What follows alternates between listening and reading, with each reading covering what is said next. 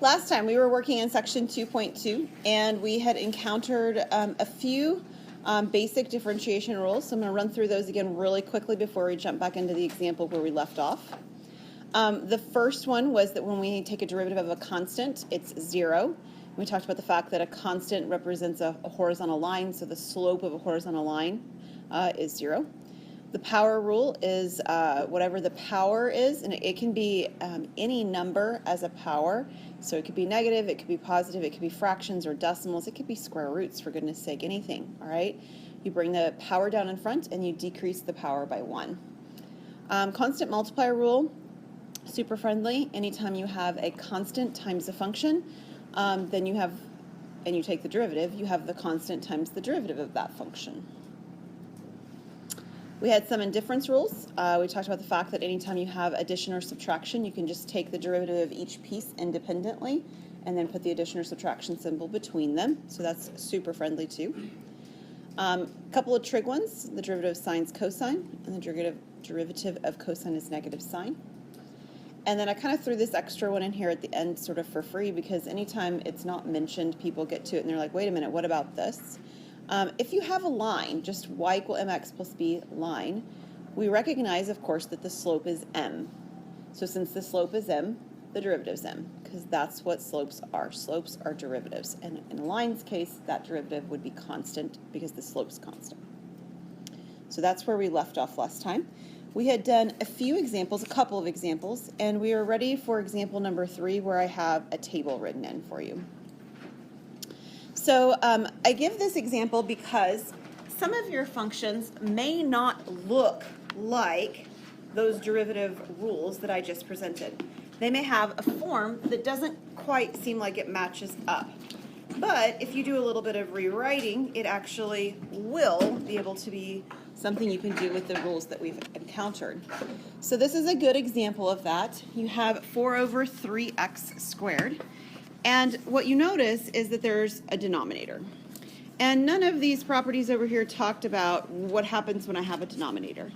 And in fact, when we do have values where the denominators are more complicated, with also other things in the numerators, we'll have another rule, but we don't need it for this. This is much more basic than that. So let me show you what I mean by these different sort of pieces. The first thing says to rewrite. So when we're talking about rewriting, this is not calculus, this is just rewriting with algebra. That x to the x to the 2 in the denominator can be written as x to the negative 2 in the numerator, or out to the side. So this is still 4 over 3. Please don't move the 3. The 3 cannot be pulled out of the denominator. It is division by 3. It stays division by 3. Okay, so this is 4/3. But I can write this as 4/3 x to the negative 2. Right, that's a property of exponents. Everybody okay with that part so far? Okay, cool. So then it actually does follow our power rule. The power rule says, and our constant multiplier rule. So first of all, the constant multiplier rule, that's the 4/3 in front. The 4/3 will simply be part of the derivative. And the power rule says that I have x to any power, this one happens to be negative, that I bring that power down in front. Okay, so here's the first piece, y prime. And we just said 4/3 stays. I bring the negative 2 down in front, and then I decrease the power by 1. So what would I get if I decrease negative 2 by 1? Negative 3. So be careful, we're dealing with negatives. It is negative 3, not negative 1. Okay? So this is how we would actually apply that rule in this particular problem. And then when it talks about simplifying or cleaning it up or something like that, what it's really referring to is that it wants the function back in the same notation it started in. So you'll notice this one had the x in the denominator because the power was negative, right, if it wasn't. So we're going to attempt to do that same thing with our value here. So we have a negative 2 and we have a 4/3. So I can simplify that by making it negative 8 over 3.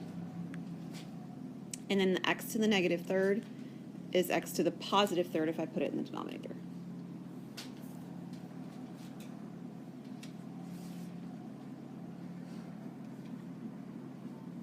Okay, now there's a couple of examples, I think, that are in WebAssign where it looks like this.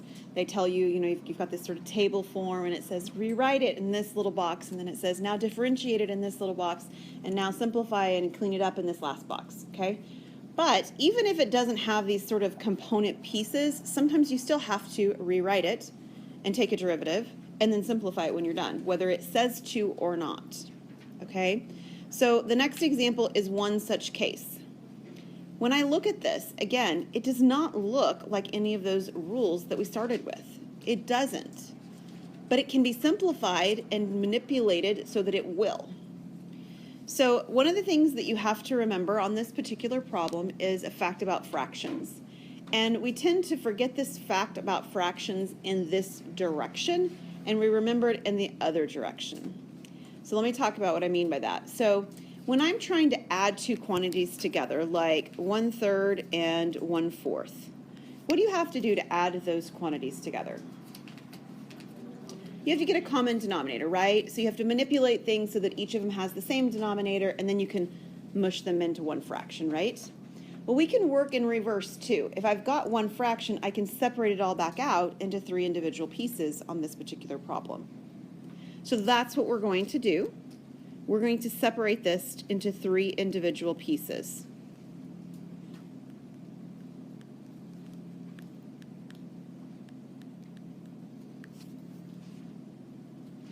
Okay, it's that same property, 1/3 plus 1/4.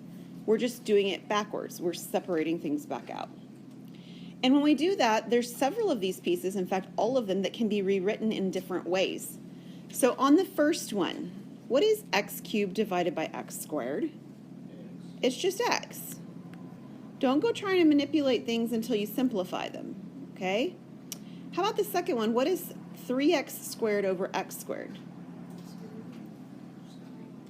It's 3, yeah, and it's a negative because there's a subtraction sign there. So it's -3. Okay, remember x squared divided by x squared would be 1, so the 3 remains.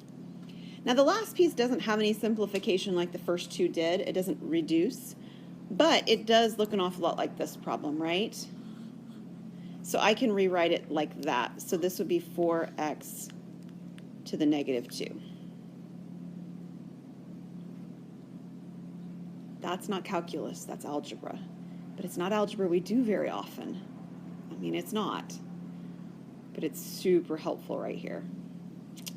So, now that it's in this form, it's easy to take a derivative of. I say easy, but at least it's easier. There's 3 pieces. We haven't done one in 3 pieces, but the pieces are much more simplified than where they began. So, what is the derivative of x? Somebody said it. What is it, right, Anthony? 1. Okay, I thought I heard something in this direction. But yeah, you're right. It's 1, right? The slope of x is 1, and that's a line, right? Y equal x is a line, so the slope is 1. What is the derivative of the -3 in the middle? 0. I'm going to write in 0 just so that we have a placeholder for the moment to remind ourselves that we did it. And then the 4x to the -2, what will that be? Yeah, so I can multiply the -2 times the 4. That would give me -8. X to what power? Yeah, -3, like our last problem, right? So the -3 is 0 because it has no x, so it just has. Correct. There's no slope. If I were to consider each of these as separate pieces, this is a line, this is a constant. So yeah. Or you could even think of it as this whole thing is a line. And what's the slope of the whole line there? Well, it's 1. Okay. You could think of it that way too. Yeah. So just a little bit of cleanup. So this is 1 minus 8 over x cubed. I'm great with that. I have no problem with you leaving it that way. WebAssign might want you to merge them back together since the first value that we began with was a merged fraction. So they might want you to actually rewrite this where I have this as x cubed over x cubed, right? So another possibility is to write this as x cubed minus 8 over x cubed. I have no desire for you to do that personally, but just in case WebAssign is not letting you allow the first one, that might be what they're intending that you put in. All good? Okay. Let's try another one.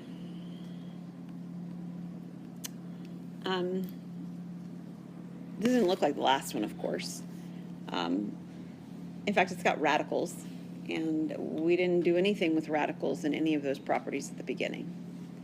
Do you remember how radicals can be rewritten as exponents? Okay, Emma, can you tell me how I would write cube root of x? Do you remember? X to the 1/3. Right. So just as a reminder,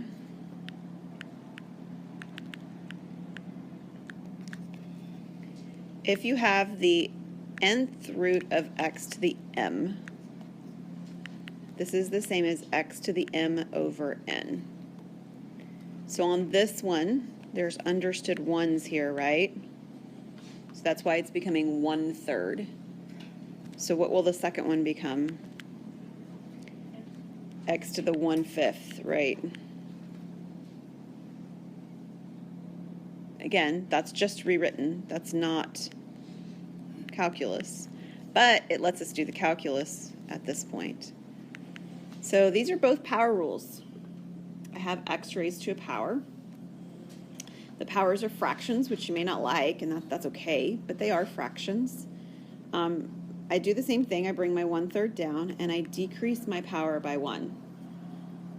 So I know you guys are all in calculus, but some of us still don't like fractions, and I get it, all right?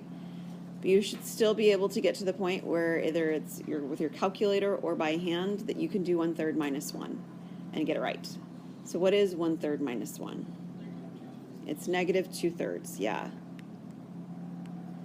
And then I'm going to do the same thing with my 1/5. I'm going to bring it down. I'm going to decrease the 1/5 by 1.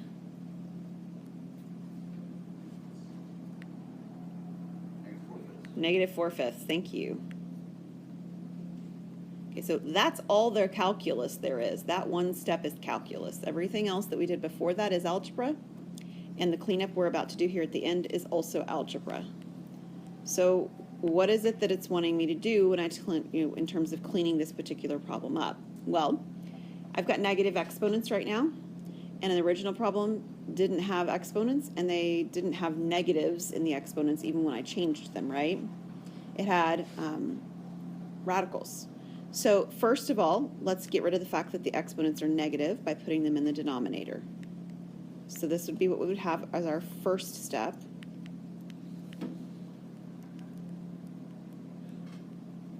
And again, if you can do this step with the next one at the same time, fantastic. If not, then take the two steps like I'm showing. So if I use this reminder over here on the side, and I go back into the radical form, what will x to the 2/3 look like? Yeah, it'll be the cube root of x squared. And yes, I do know how awful that looks. I'm fully aware. All right, and then the other one would be the 5th root of what? I'm sorry, it would be 5 times what? Yeah, the 5th root of x to the 4th. So this would be the simplified and cleaned up version. Yeah. I know, it doesn't look nice, does it? It really doesn't. But yeah. It does, however, look like the form it began in, which is the goal. It looks like the form it began in. Occasionally I have students who are concerned about the fact that we're leaving a radical in the denominator. And I understand that. Please remember, though, that when you saw these kinds of issues in trig, or maybe even in an algebra course, it was always radicals in denominator where the value underneath the radical was a constant. It was a number. So the issue really here is that because I don't know what x is, we actually might still have something that's a rational number here, and we don't know. So in general, anytime you have a square root in the denominator where it has an x underneath it, perfectly fine to leave that as is in the denominator. Don't need to do anything that's rationalizing, okay? So yay for no rationalizing with variables, right? Absolutely. All right, so this one is actually complete. All right, let's take a little bit of a deviation. We're going to use the same facts that we've been doing, but the equations are going to get a little simpler because of the rest of the question. This example wants us to find the slope of the graph of the function, and then it says at the given point. So we didn't have this at the given point business on the last problems. We just found a generic equation with x in it and left it, right? On this one, the difference is going to be at the end. We're going to evaluate it at the x value it gives us. And your book likes to give the corresponding y value, which is fine. But on this problem, we don't even need it. If I were finding an equation of a line, I would. Or I'd have to find it anyway if I wasn't given it. But on this problem, it's just irrelevant to the question being asked. Okay? So first part of the directions are just like we did on the last problems. We're finding the slope of the tangent line, or the slope of the curve, or the derivative. Any of those mean the same thing. So we're going to take the derivative of 3x cubed. Simple power rule. It's not even a weird power. What would the derivative of 3x cubed be? 9x squared. The exponent 3 comes down and gets multiplied, and I decrease my exponent by 1. What's the derivative of negative 10? 0. Derivatives of constants are 0. So this is fantastic, right? I've got a simple equation, and it is. It's very clean compared to what we were just working with. And I'm supposed to evaluate it, I'm going to draw a line here, at the x value of 2, because that's what this says over here, right? X value is 2. So going back into my equation, if I evaluate this at an x value of 2, yes, so 9 times 2 squared would be 36, and that's actually the answer to the question I was asked. It's 36. All right, same type of questions, directions and factor identical, but I've got some trig involved on this one. So, oh, I'm sorry, there was one more thing on this one. It says use the graphing utility to confirm your results. So let's do that real quick. I meant to do that. Grab your calculator.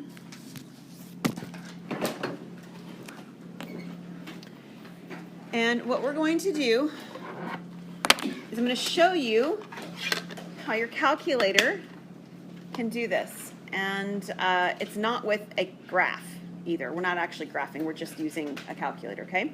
So I'd like for you to put the equation in y equals as though you were going to graph it. The original equation, 3x cubed minus 10. And exit into the regular old screen.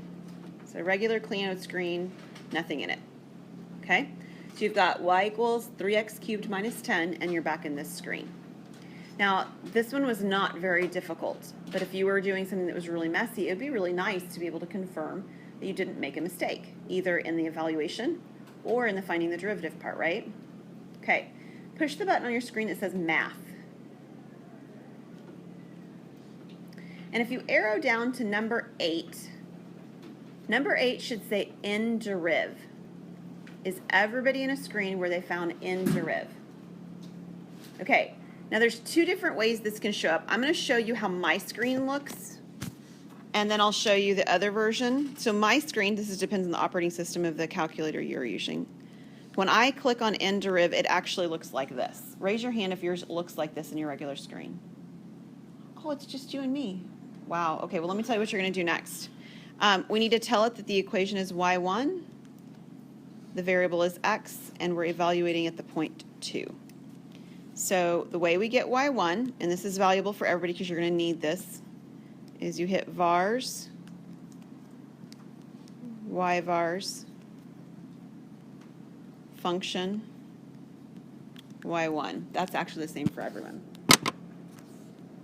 And then you do comma x, comma 2.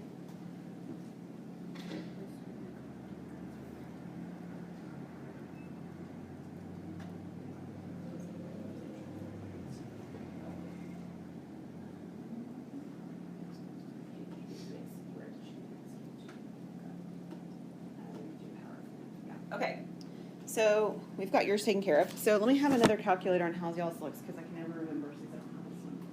When you pull this screen up, for the rest of you, it should look like this.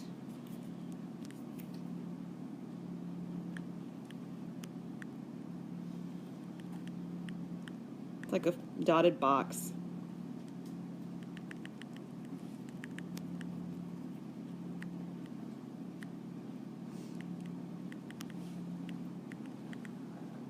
Okay, does it look kind of like that? Everybody's looks like that? Cool. All right, so let me tell you what you put where on that version of it, okay? So on this one, what this notation is saying is that the d on top says I'm going to take the derivative. The d on the bottom says the derivative with respect to what variable. So what you're going to put in right here is an x. Okay? Right here you're going to put y1, just like I had the other one do. So you're going to hit vars, y vars, function y1. And then I think it automatically now put an x in here for you, did it?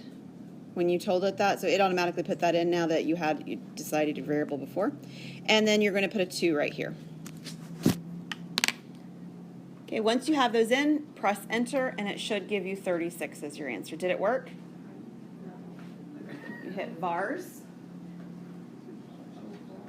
and then y bars, arrow, enter for function, and enter for y1. Yep, and then change it to 2. Did yours work? Okay, is anybody's screen not showing it yet? Because I want to make sure you know how to do it.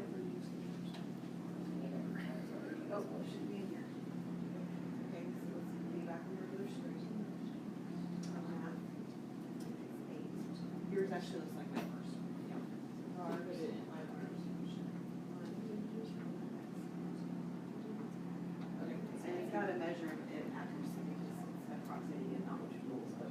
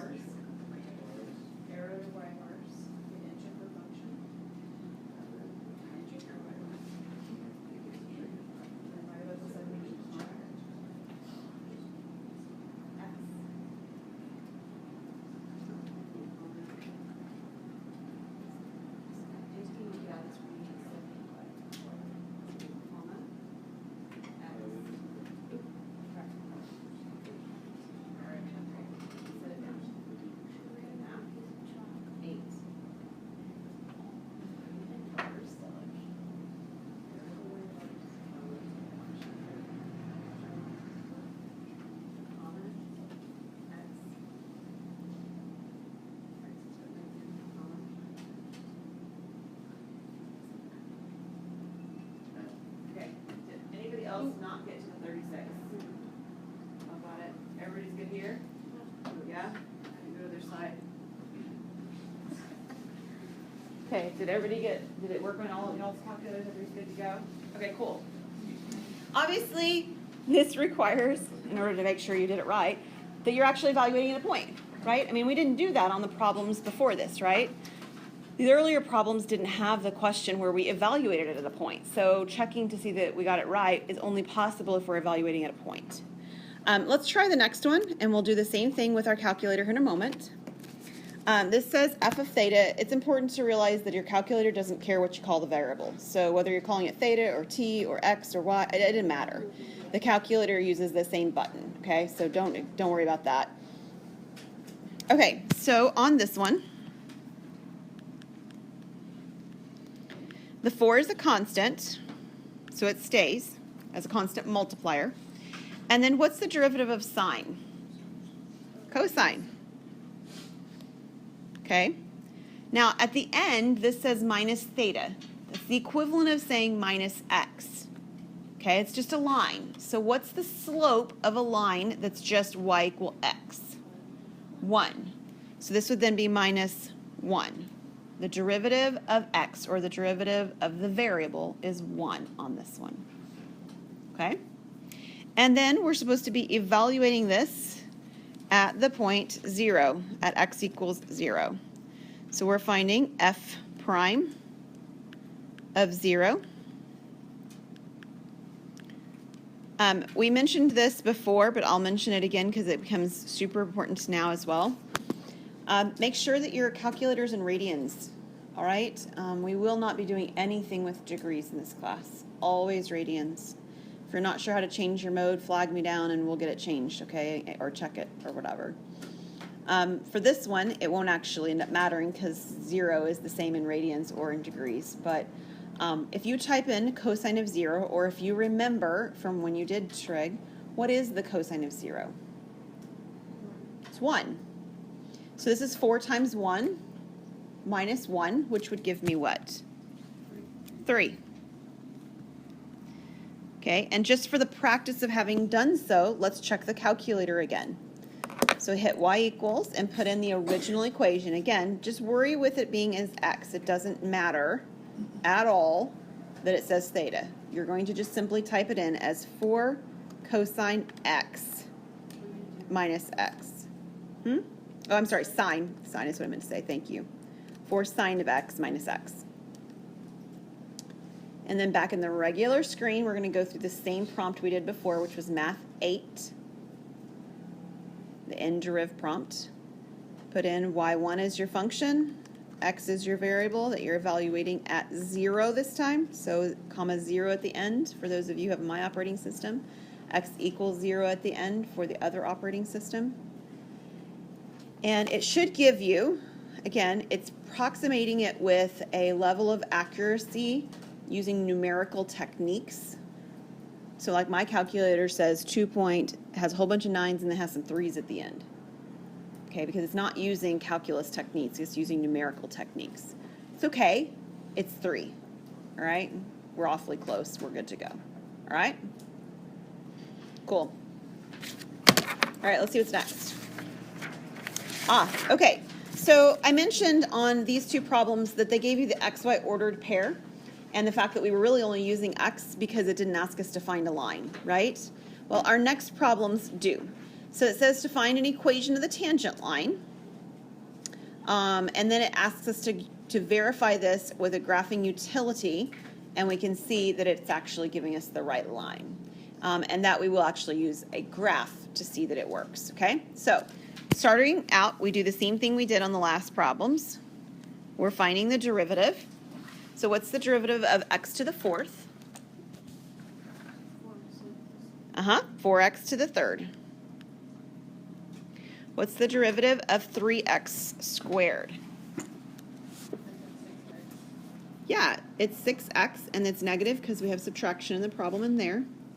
And then what's the derivative of the plus 2 at the end? 0. Derivatives of constants by themselves are 0. And then we're going to evaluate this at x equal to 2. So I want y prime, which equals 4 times 2 cubed. Make sure you're cubing before you multiply by the 4, minus 6 times 2. And what will I get? 20. Awesome. And what we just found is what? What is this? It's the slope. This is the slope of our line. And the version of the line that we had used once before is y equals mx plus b. Let me show you that one again, just because that's what we did before. And then I'll show you another version of a line if you'd prefer to do it that way. So here I have m is 20.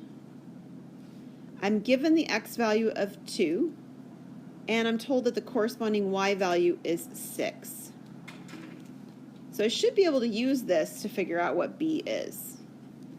So 6 is equal to 40 plus b, and if I subtract 40, what's b? Yeah, it's negative 34, right? So my equation is y equals 20x minus 34. You may remember one other version of a line, form of a line, that's y minus y1 equals m times x minus x1. Nod your head if you remember seeing that. Yeah. You could use this if you prefer. So this would be y minus 6 equals your slope 20 times x minus 2. If you simplify, clean up, you'll still end up, right, the same thing with y equals 20x minus 34. It's just a different way of doing it. Okay, so this is part A. We found the equation of tangent line. And we're going to use our calculator to verify that it's reasonable, that it makes sense. So in your graph, y equals, put the original equation in y1. So this one's going to go in y1. And our derivative before we evaluate, that's not right, I'm sorry. Our equation of our tangent line will be going in y2. So this is y2.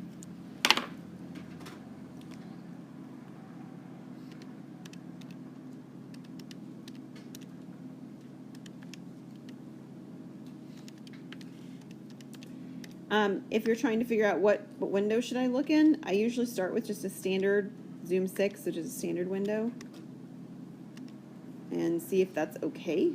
Sometimes it is, sometimes it's not. It's not too bad. So, for these graphs, this is the one with the 7 turns, right? Mm-hmm. It's okay when it goes back up because it's not sharp enough, it's not here. Yeah, so you're asking, is it okay that there's these curving features to it, right? It's not a sharp curve. Like, there was one roll, and there was like a turn, and then it went nearly straight up, and there was a turn, and it's a vertical one. Yeah, so this one's is not a going sharp straight turn. enough. No, it looks like this. So as it goes up right there, it's not. No, it's We don't fine that worry it's about going up straight. That's not a problem. Yeah. And the turns are not sharp because it's a polynomial. So this is the original equation that you should have plugged in. This is y1. So everybody's look like that? Yeah? And then the line that it should have been drawing when you drew your y2 in there looks like it's hitting something like this. Does that seem reasonable? Yeah. And it's hitting, of course, at 2. That's where that's happening, 2, 6. Okay? Good stuff? If the line that it drew you was way over here, we would know we have a problem, right? It's nowhere near x equal to 2. Okay, good. All right, one more question for this section. Slightly different kind of question as well. Any questions before I move on that one? Sorry. Are you okay, Emma? Are you okay, Eric? Think so? Okay.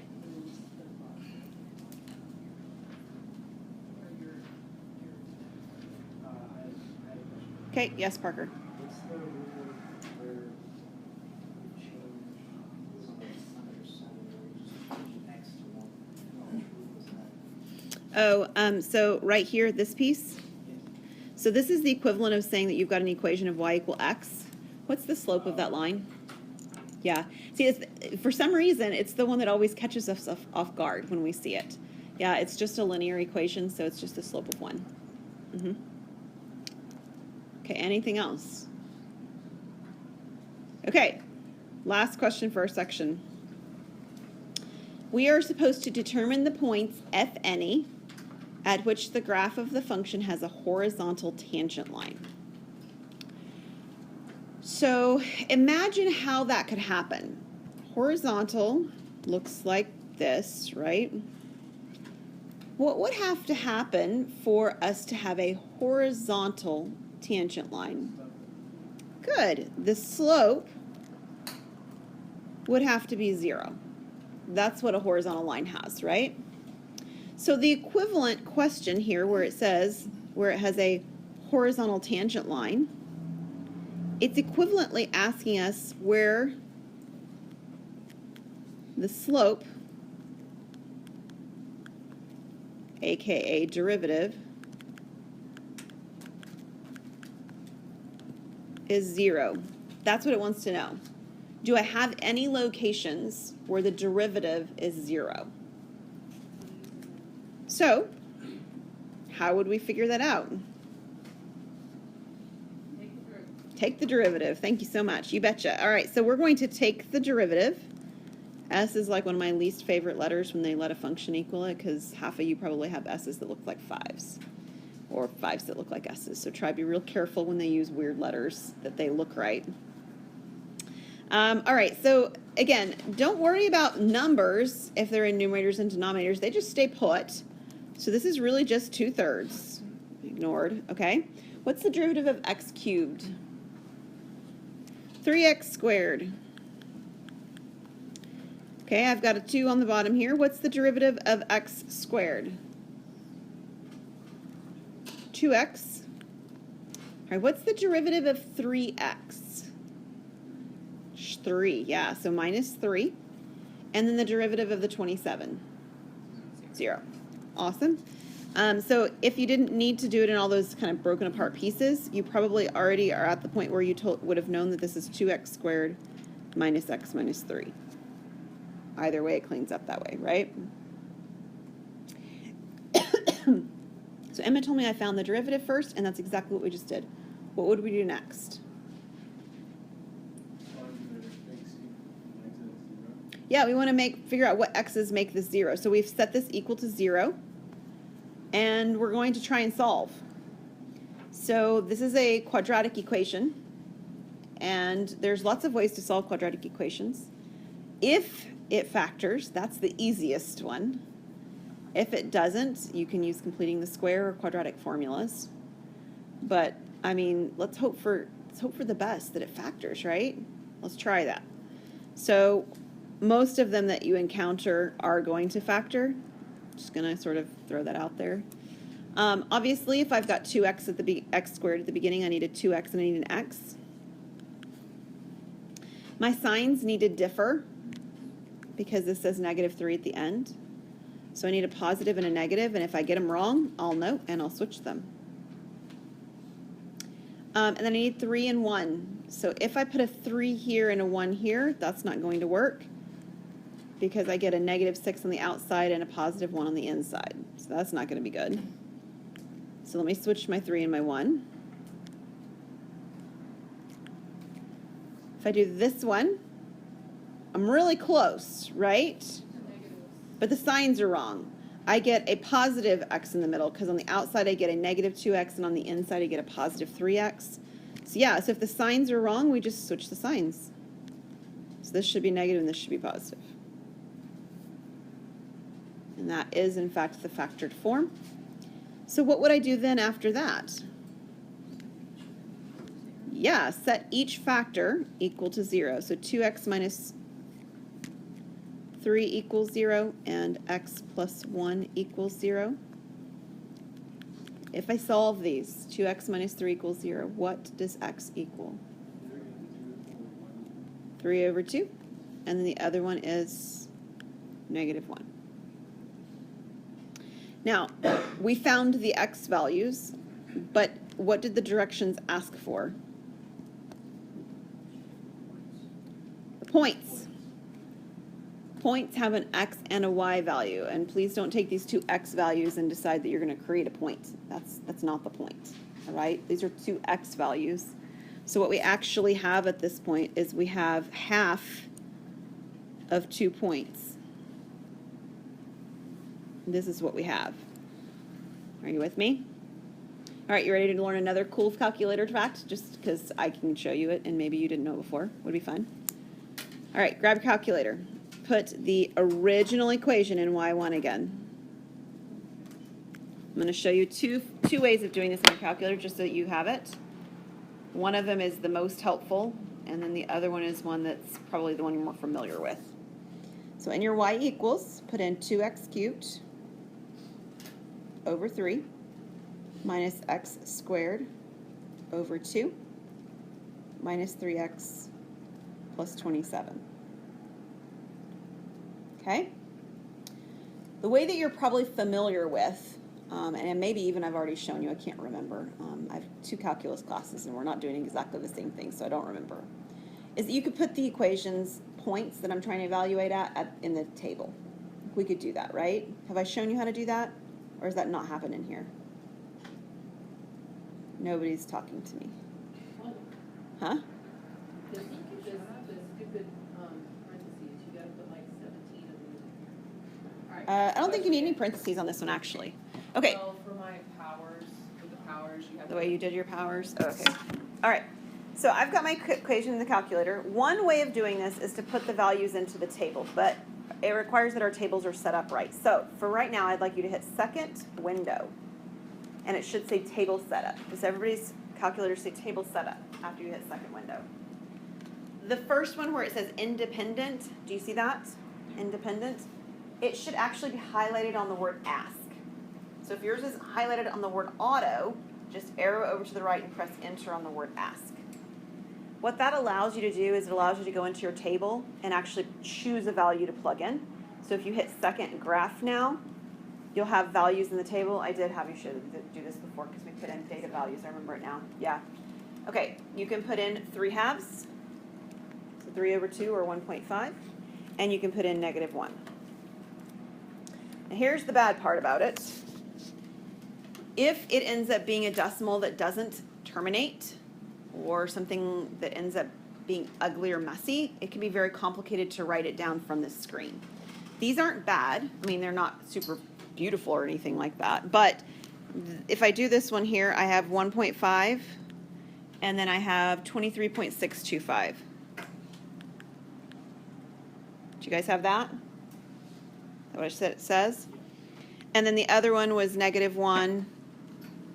And, ooh, it is ugly, right? 28.83 repeating, and I'm sure that some math teacher somewhere along the way told you it's really just not good to write repeating decimals. It's just not okay, right?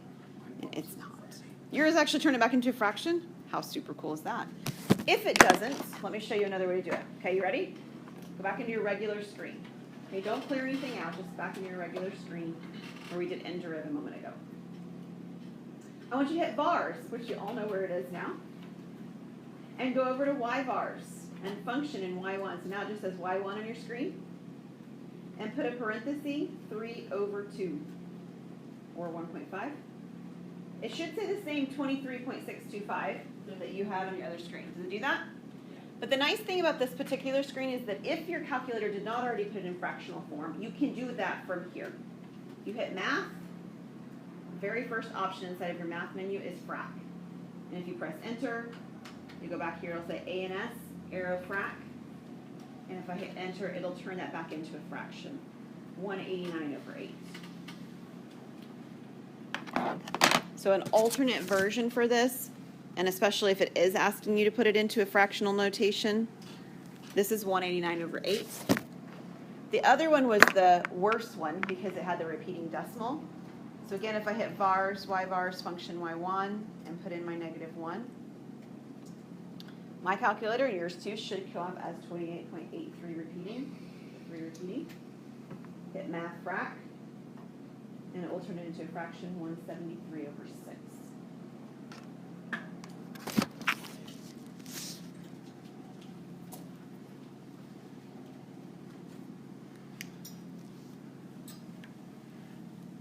There's no way, well, I don't say there's no way, but I'm going to say 95% sure that WebAssign's not going to allow you to put in a repeating decimal.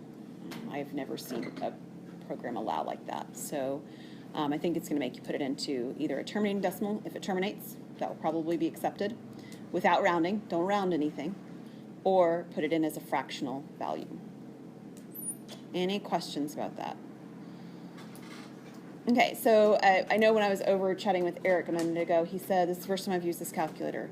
And maybe for some of you that's true as well, or maybe you're just not very comfortable with using it. If you've got calculator issues, please ask other people, because there's enough people around campus just in your everyday classes. Your chemistry class, your math class, in the Success Center, come to my office. Snag one of the other people that's just sort of in the math hallway. They'll be able to help you if you're not sure how to figure something out with the calculator, okay? Come ask questions. We can do that.